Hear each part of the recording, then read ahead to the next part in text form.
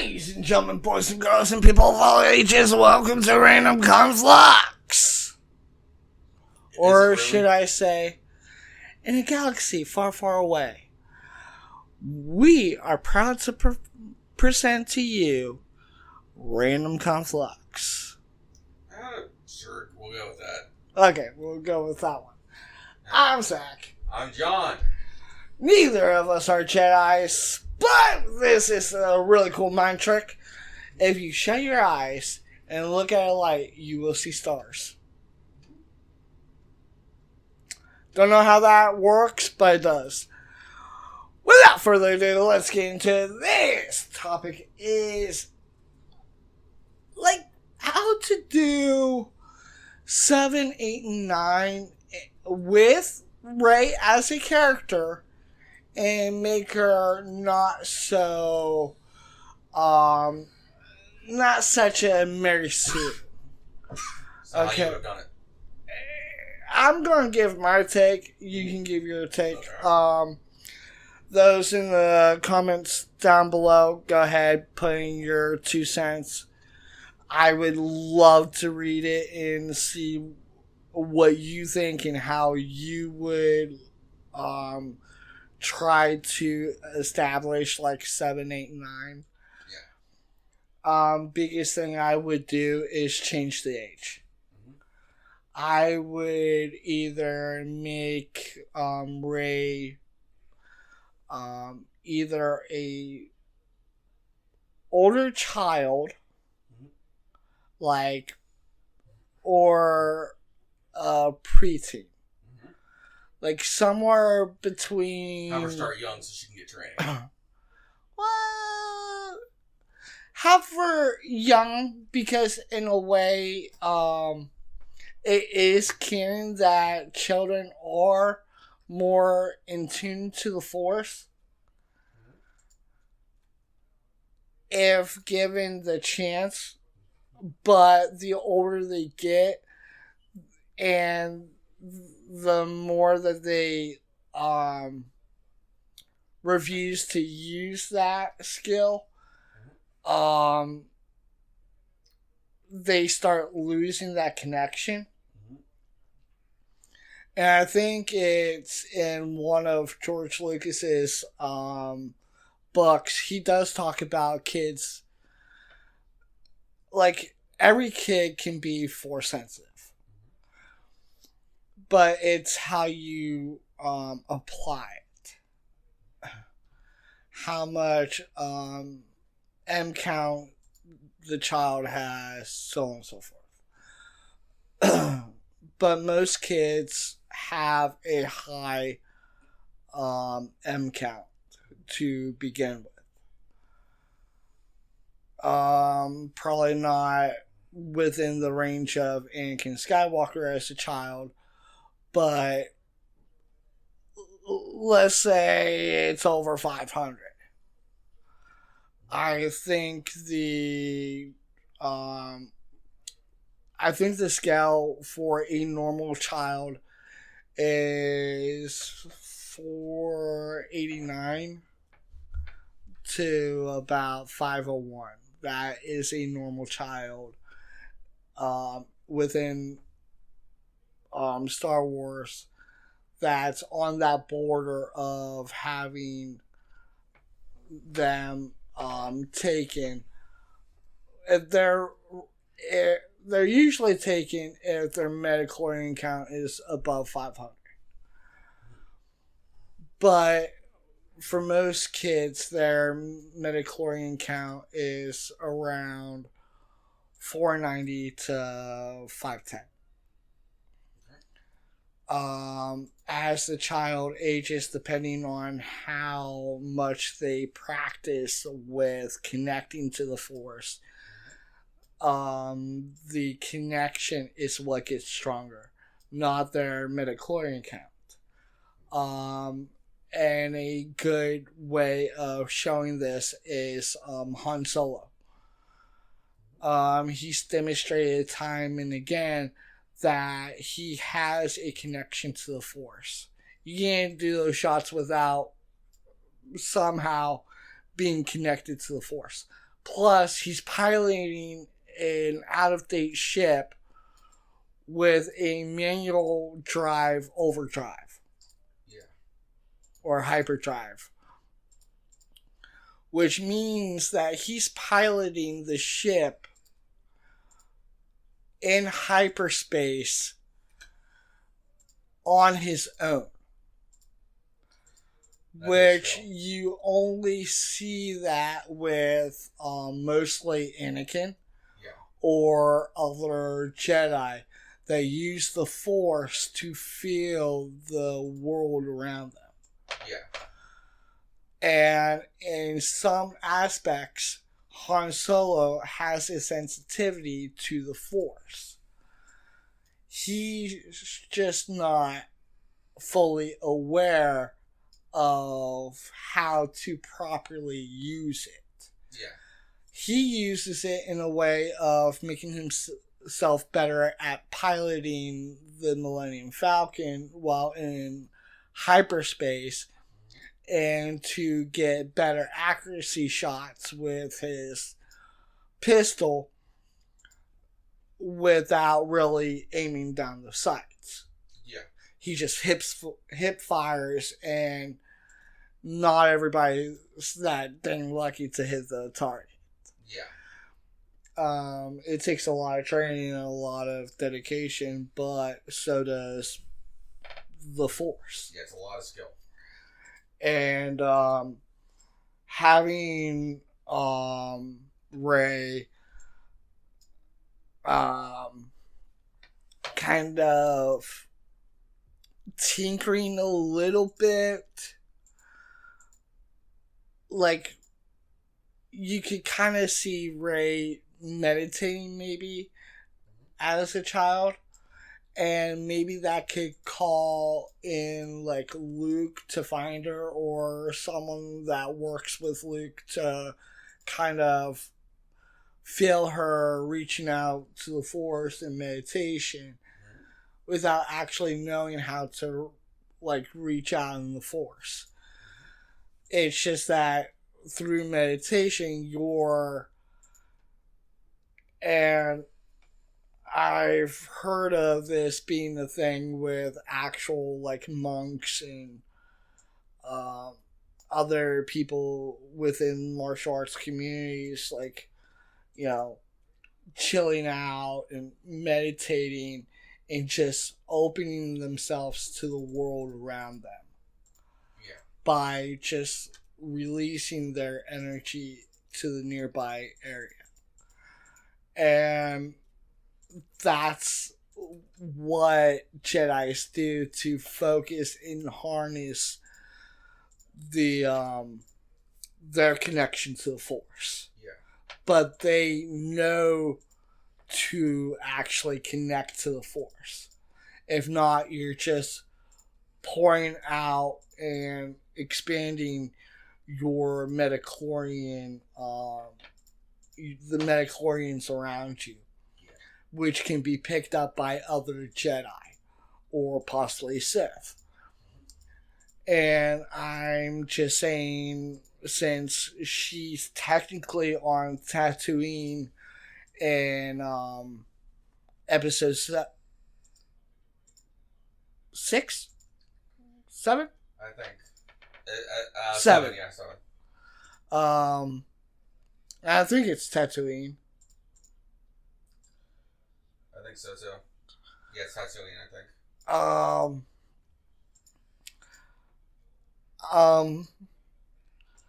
Show her kind of hiding and like closing her eyes and just trying to feel for her parents. Literally, after they abandon her and she runs away from whoever they gave her to, have her run away and hide and like have her sit and wonder, why did they abandon me? What's wrong with me? And just have the character sit and kind of with her eyes closed and kind of trying to process everything that's going on around her. And then by her doing that, she's kind of pushing out the midichlorians around her. And that's getting people that are near Tatooine that are force sensitive. Like, who's that one guy in the Jedi video games? I can't remember. You know the one I'm talking about, the PlayStation 1 video games where Luke has his academy. I forget what you're talking about. I don't think I've ever played those. I'll look up the name off camera, but it's he was kind of partners with Luke. He was another teacher at Luke's academy. Like, he could go off to Tatooine for something, or Luke could be at Tatooine, just kind of reminiscing about his dad or his uncle or Ben or something. Maybe trying to find more of a connection to his father. Have him on Tatooine, or have Ahsoka on Tatooine. And it shows in The Mandalorian that, like, Luke meets Ahsoka after the fall of the Empire. So, who's to say that, and this was way before Rey's time, this would be around the time where Rey is a child and kind of left on her own. And Ahsoka could just be wandering around on Tatooine and feel something from the Force and just following it and finding a helpless little girl that kind of feels like, yeah, she probably has a pretty good midichlorian count. And just kind of, it's like, hey, you need help finding your family, or, like, do you need somewhere to go? I could help you. Me and my friends can help you with this ability with the Force, and just kind of gradually get her to, like, go with it. And just, you know, bringing her to Luke in that sense. Bringing her to Luke's academy. That would be more believable, and have her kind of start actually learning more about the Force, instead of having her literally, first time you see Rey, jump over a friggin' spaceship with the Force. How the fuck? Legitimately, how the heck does that work? I don't even think Anakin could have done that as a child. Come on.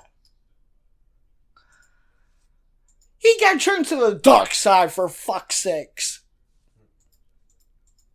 Ridiculous. Just by Rey's grandfather. Isn't that a shit pie and a half? But anyways, I digress. That could be like a way to do episode 7 better than it was done. That's your starting off point. And I was given permission to look at what Catherine Kennedy freaking threw away. So, that's not just my own, take on it. That's how you would know it, though. Well, that was a rough line of what George Lucas had envisioned for 7. He wanted it to circle around.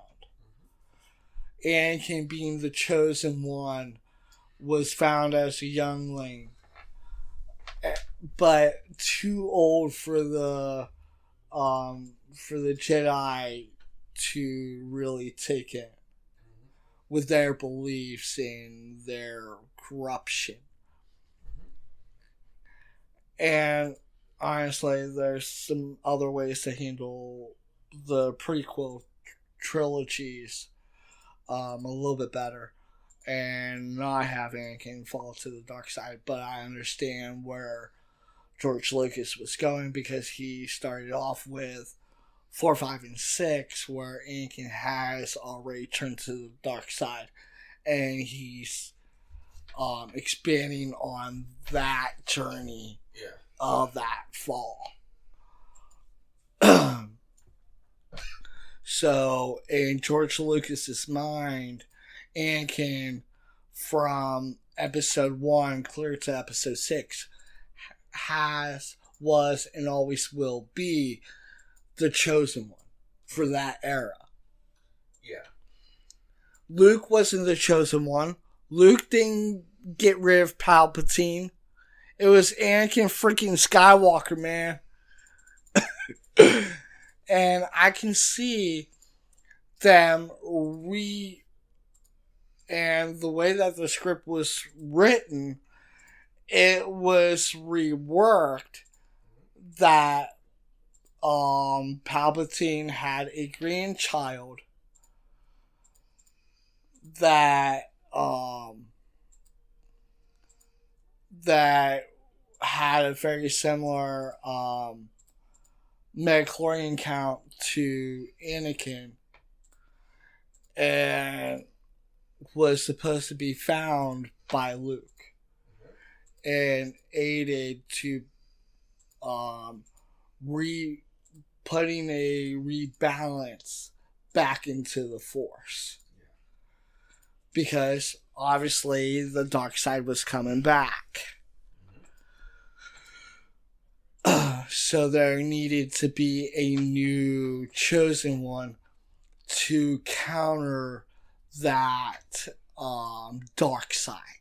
Yeah. There needed to be a new chosen one for the light to counteract the Sith.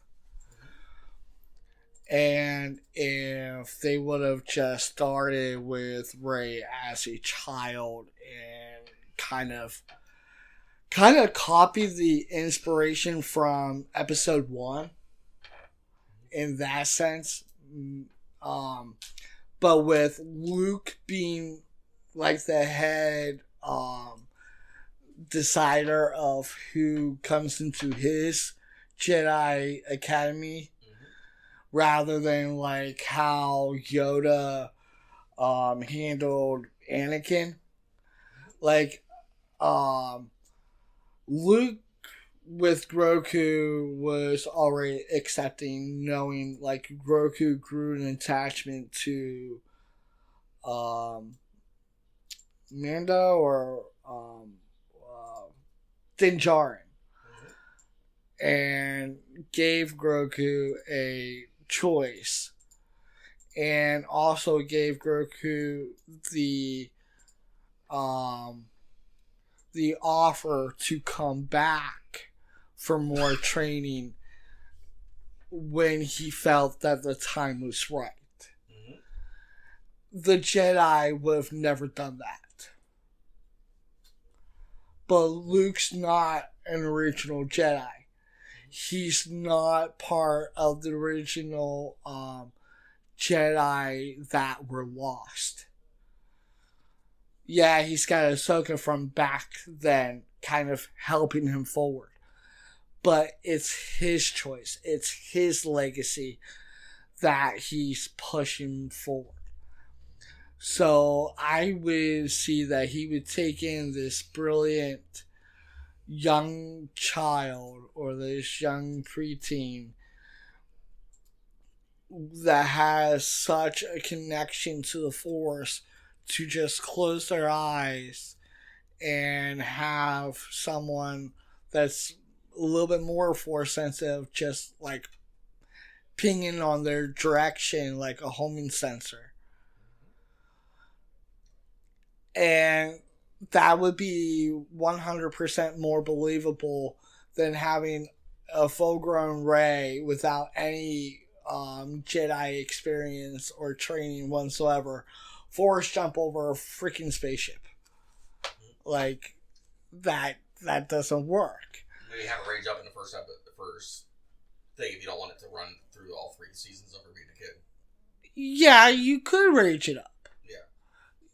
Or do what they did with 1, 2, and 3.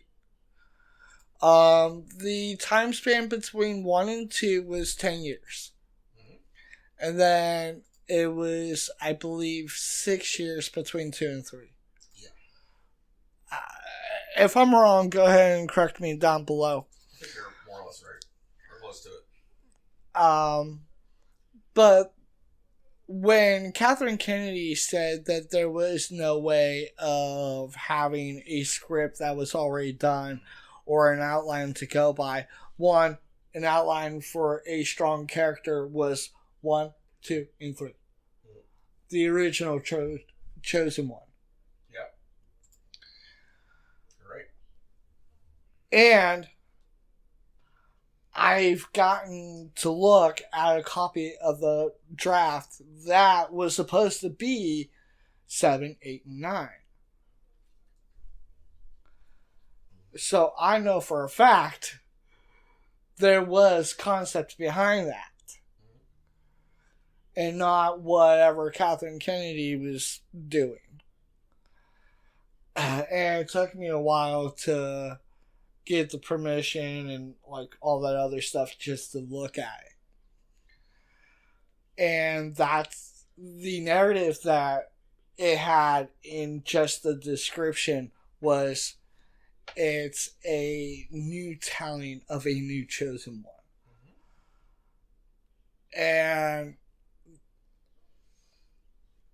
from my perspective, I'm like, okay, well, let's kind of rehash the story with Anakin a little bit, but just put Rey in it. Rey was literally left behind by her parents as a child. I'm guessing that disappointment, that sign of abandonment with any child would cause that child to kind of either close up or expand more on the Force without even realizing it.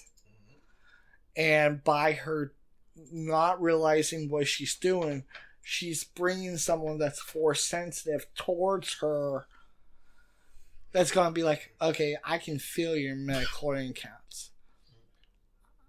I can take you to someone that can help you. Or even have Luke find her.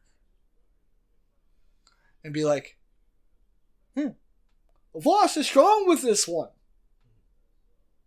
I'll take it. I'll bring it to my academy. Off to the ship we go! It's not that hard to come up with a scenario like that. And have it 100% believable.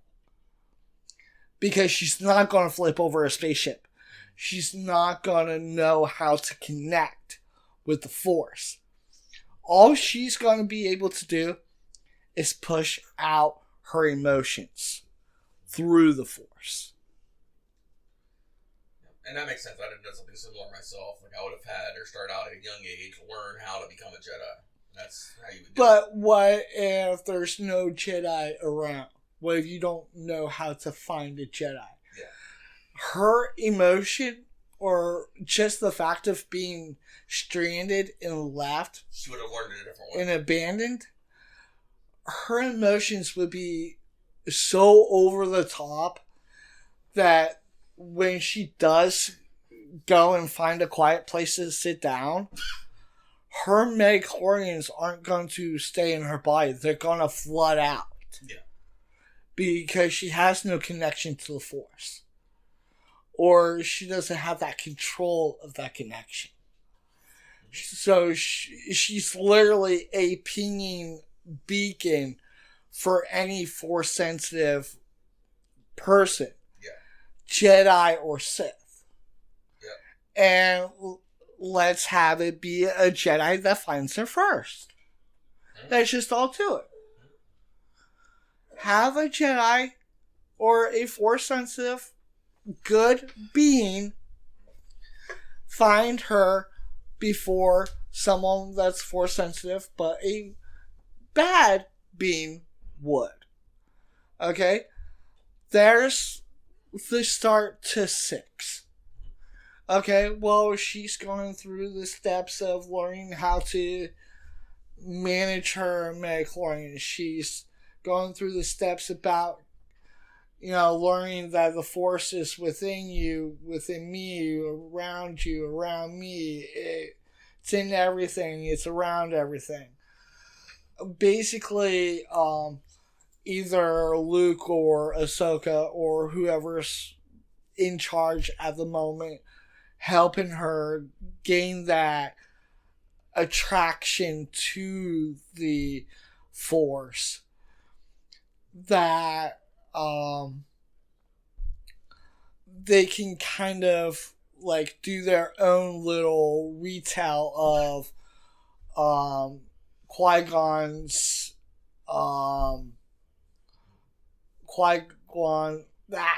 Qui-Gon's little chat with Anakin. That whole the Force is everything around us type of schmeal. Well, let's say you don't want to wait till she fully grasps the thing. Well, you don't see freaking Anakin grasping it in episode 1. He just thinks he's a really good pilot.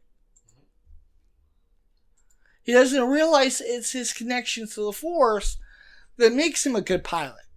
Until you see him in the Clone Wars. And by that time, he's already a Padawan. He's being trained by Obi-Wan Kenobi.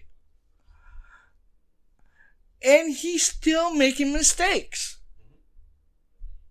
I'm like, this is perfect. Mrs. Rey, perfect. Palpatine.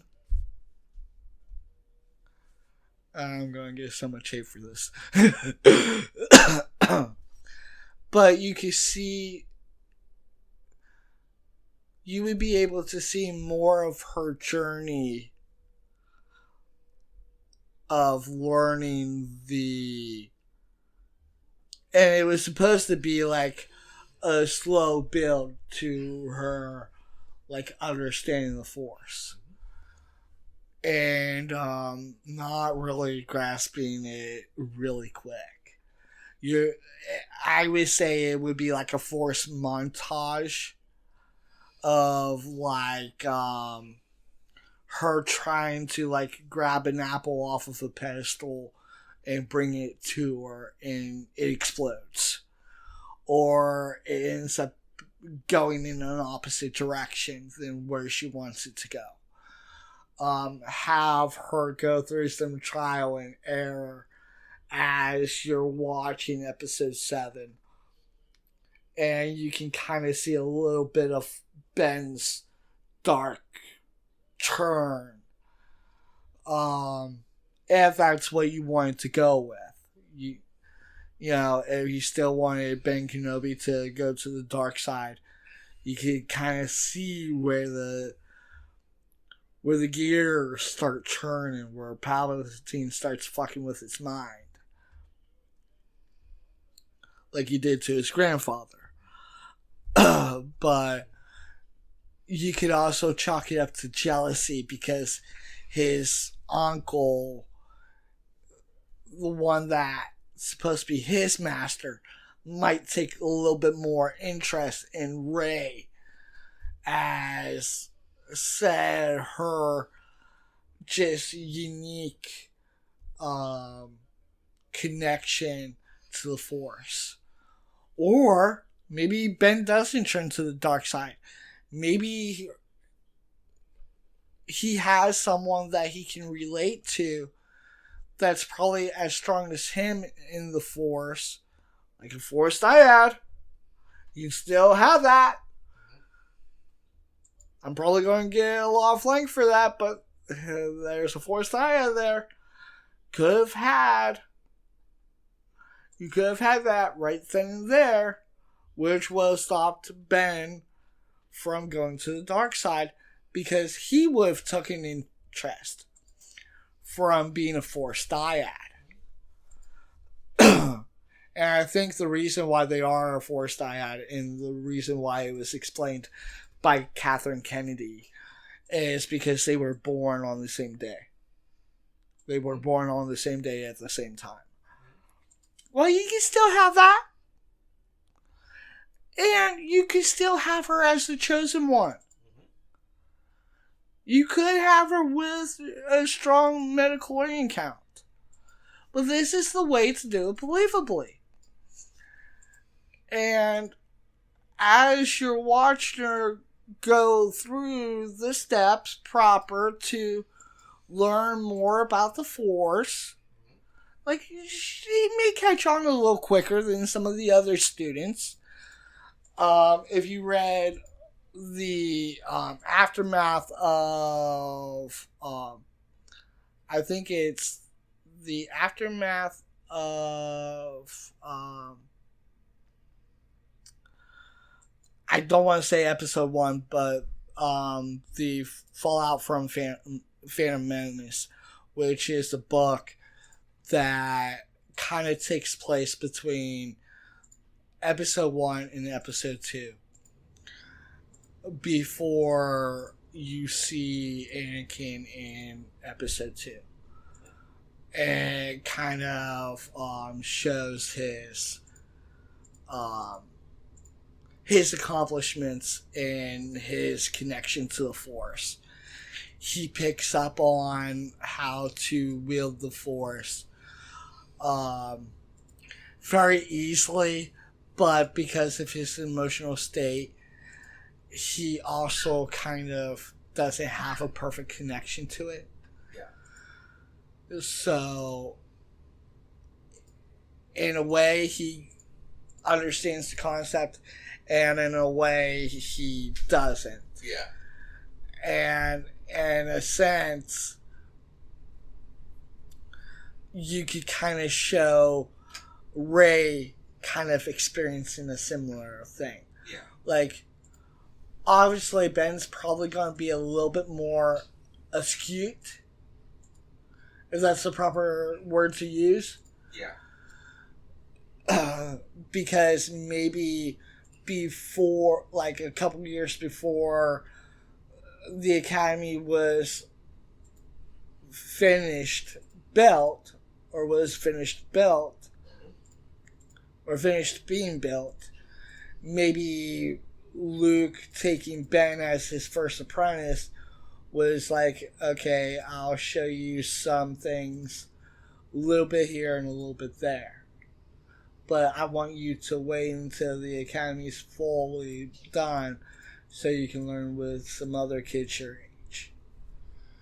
I think by having that little one-on-one connection between Luke and Ben, I can see that. I think that would kind of strengthen the connection between the two. And I think with having Rey and Ben as a Force dyad, I think his attraction to Rey would, one, make him work harder, which would also cause Rey to work harder. Yeah. and they would be able to parallel each other. Like complement each other, you mean? Yeah. And have it done in a way that actually works, and you see the struggle. You kind of see the struggle with Ben, and maybe Ray's like giving him a hand up, like, hey, you can do this. And then maybe Ray gets frustrated, and Ben's like, don't put yourself down, pick yourself back up. Yeah. Let's do this. I can see that. I know you can do it. Yeah, I can see that. Like, even if you did want him to go into a descent of darkness, you can still have, like, Palpatine in the back of his mind. You know, pulling the strings like a puppet. And then, you can have it where, Luke's more curious about Rey's original origins, that he ends up finding out that she's a Palpatine. And then this makes Ben more like frustrated, or like, really? You brought in somebody that turned my grandfather and your father to the dark side? And then that could be his mistrust from Luke and his sort of descent down into the dark side. Yeah. Which, if you want to leave it at that as a cliffhanger, I think that's that's a possibility. I kind of like it. And then that's 7 for you. You could kind of pick it up from there, or you could advance the story a little bit. Maybe they're both teens, something happened, and Ben's just up and left. The only survivors of the Academy could be, like, Luke and Rey. But you can have 8 start off where either 7 ended, or you can have a time leap like 1 and 2 did. Maybe show the fall from, like, the aftermath of the temple being destroyed, and, like, have Luke and Rey crawling out of the rubble. Maybe Luke's covering Rey to protect her. And you see them crawling out of the rubble together. I can see that. It could show more of her anger towards Ben, because she could have thought, well, wait, we were friends. We were growing a connection. We were always one-upping each other, but for a good reason. We were always making each other stronger. And now you've fallen to the dark side, and just have it more personal than what it is in the actual 7, 8, and 9. Yeah. There is no reason why she should hate Ben Kenobi as much as she does, because she doesn't even know Ben. Yeah. And when she does end up learning about Ben, it's after he dies. Like, right, like, near the last few moments of his life, she finally gets to understand Ben.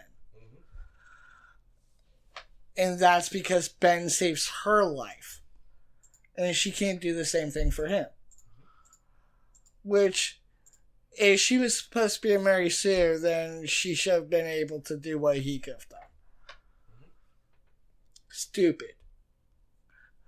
Catherine Kennedy, that's a stupid idea. This is how to do it the right way. And then, take the wheels from there. Have her more fixated on either trying to bring Ben to the light side again, or make it feel more her mission to stop Ben, because she feels like maybe it's her fault that Ben fell to the dark side. Jay, fucked. Oh, sorry. And have then their hatred would make more sense. So a redemption for both of them almost. Yeah. And where in the original 7, 8, and 9, she didn't know if she loved Ben or she hated Ben. She probably wanted to F Ben, but in two different ways.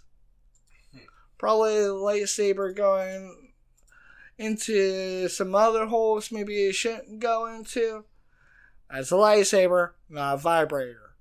Let's just get it straight there. But you know what I mean.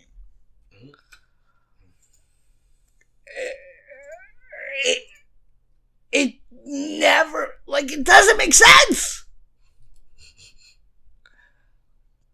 I get you. But having it this way kind of does. But, you can show, their first fight together in 8. Mm-hmm. You can have it where Rey asks Ben, why? Why did you leave your uncle's academy? Why did you turn your back on me?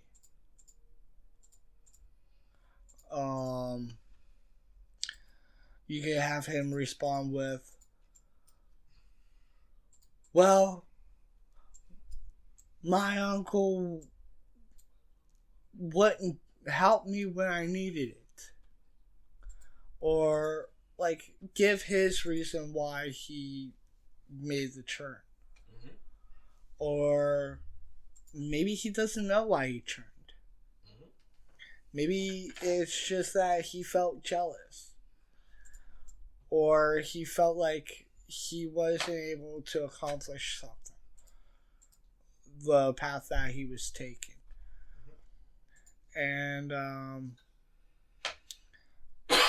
have,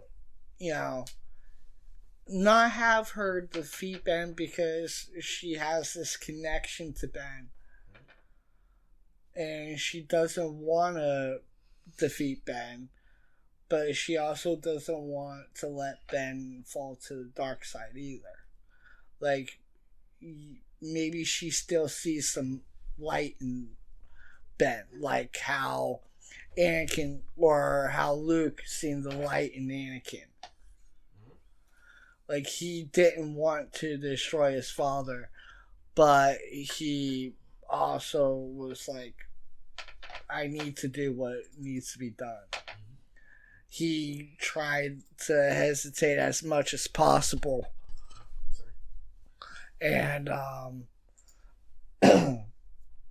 maybe she's trying to hesitate taking that last swing as much as possible. And since neither one of them are willing to take each other out, maybe Rey loses a hand or Ben loses a hand. See that? And I'll be right back. They decide to walk away and fight another day. And then you can end 8 on whatever cliffhanger you want to end it on. Or end it with maybe her telling Ben, please come back to the light side. Your uncle's not the one that's wronging you. Or we were friends, we worked well together. Whatever is causing you to feel the way you are, we can work on it together. And you can see more of a connection between Ray and Ben. Yeah. And then maybe in season 9 or episode 9, you can have it where maybe Ben questions himself. Maybe you can see the doubt in Ben's mind as he's trying to push Sidious's influence out of his head. Yeah. Maybe he agrees with Ray and it's like, yeah, we work better together. And no matter how bad the darkness, we can always overcome it with the light. If we work together. And use that and their skill at up till that part. Have Ben trace where Palpatine is by how strong the influence is getting, to therefore have that final battle between Rey and Ben against Palpatine, and have it literally end with them both taking Palpatine down. And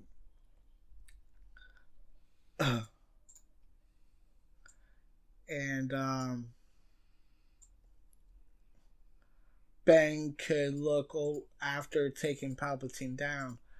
Ben could look over at Rey and go, "What's your name?" And Rey could respond with, "My name's Rey Palpatine." And Ben could go, "No, your name's Rey Skywalker." And that could end episode 9. It's not a bad one, actually. Well, I said how I would fix it. Just from guidelines I seen from George Lucas's actual works. And coming up with some ideas on my own. Not that hard. One, you still have a strong female character. Yeah. You have a strong female lead, but done right. Yeah. Grow and expand. Not a Mary Sue. Exactly. You have a rival and a male counterpart. Yeah. That's your equal in every way. It brings in the Force dyad much earlier. Mm-hmm. It makes Luke's regret more believable. Mm-hmm. Because you see the reason Ben turned. It doesn't have to be said. You see why Ben turned. You're witnessing the particle spinning in the air. So that turn is believable. Because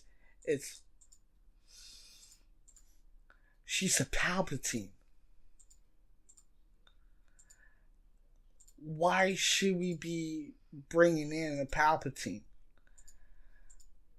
kind of jealousy and rage that someone that turned his grandfather to the dark side is the one that's going to be taught by his uncle? Question mark? Like, I'm not going to stand for this. I'm going to take you down, and then the only person that's going to be taught by my uncle is me, if it's the last thing I'm taught. Or if I have to get rid of my uncle myself. You kind of see that build up. And then the fights between Ray and Ben are more believable because there's more of a connection to them.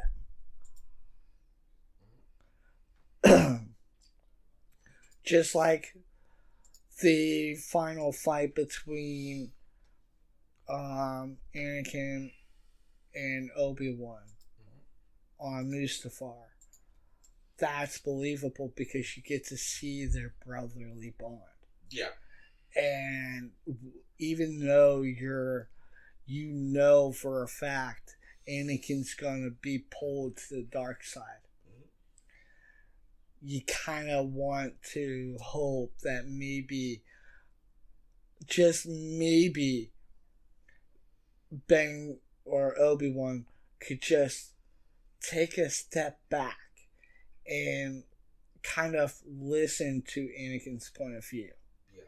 Without having the knowledge of like the Jedi, and just pure faith on their belief, and how they would handle the situation, and one of the things that. One of the lines I liked from 3 was, "You were my brother, Anakin. You were the chosen one." Well, if he was supposed to be your brother, why didn't you ask more questions? Why didn't you try to understand his side, his point of view? Yeah. And that was the determination of losing Anakin. And then what brought Anakin back was his son didn't give up on him like Obi-Wan did. His son was latching onto that light that is Anakin Skywalker and not the darkness that is Darth Vader. And he was the one to bring Anakin back, to allow the Chosen One to do his job. Yeah. To destroy Palpatine.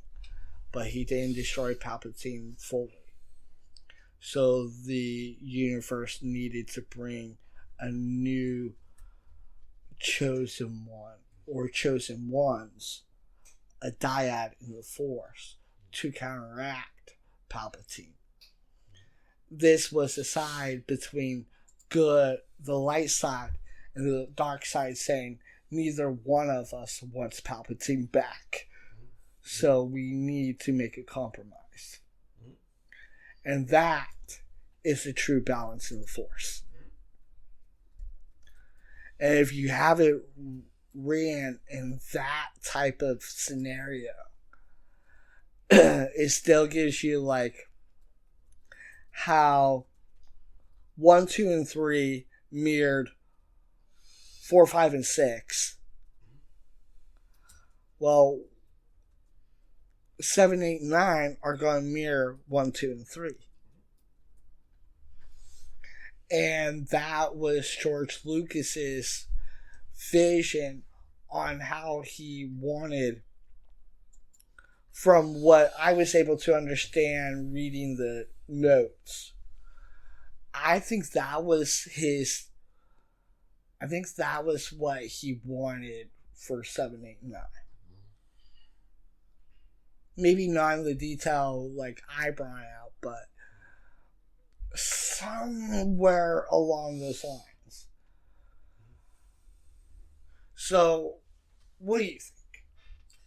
I've done things along similar lines. I mean, you start her out young, you have her trained, become the Jedi she is, because you're not going to become that strong without some sort of training, whether you're training by yourself or with somebody. Yeah. Yeah. Because if you don't know what to do, you're not going to know what to do. Exactly. It's not like it's going to be thrown in your head willy-nilly. Exactly. And it's one of those things where that's why everybody hates the Rey character. I don't think anybody hates the actress at all. Yeah. I think the actress that plays Rey did the best she could with what she had to work with. Mm-hmm. And there's a lot of people that love 789. And I'm okay with that. If you love 789, that's on you. But I'm just saying that Kathleen Kennedy is full of shit. And that there was an outline. There is a better way to do 789.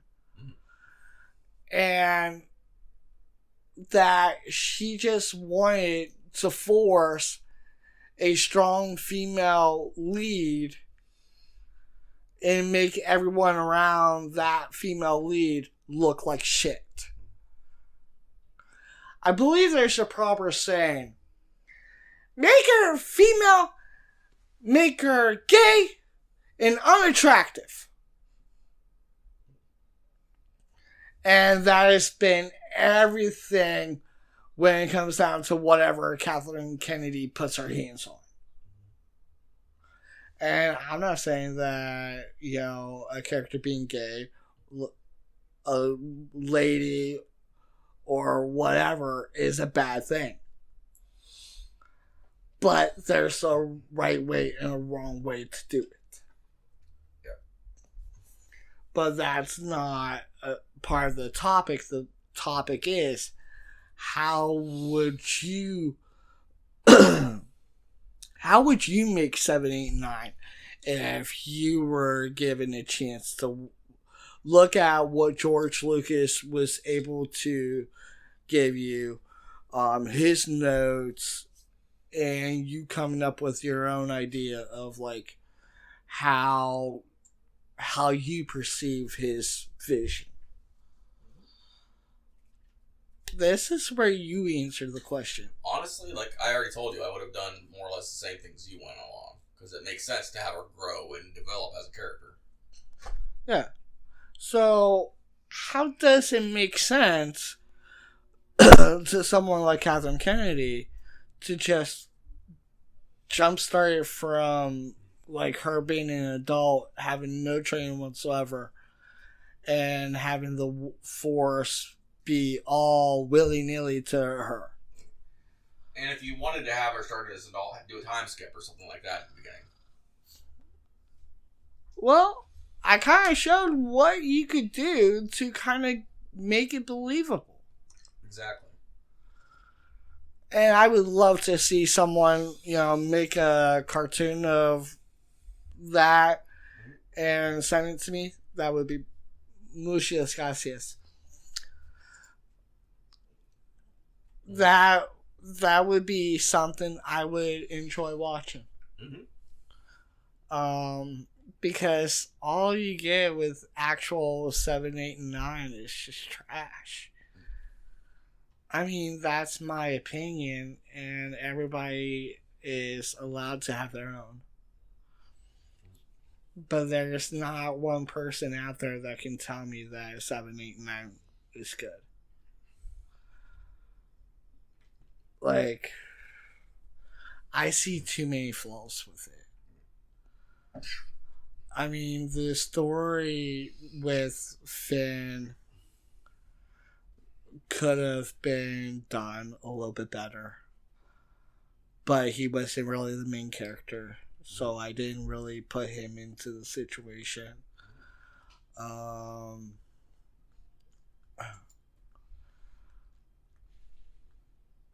They could have like you and I both said, they could have had her more younger, kind of having that fear of like, I'm alone, I'm lost, I'm stranded, and just not knowing what to do with herself, just sitting in a corner somewhere and just pushing her midichlorians out and just the right force sensitive people.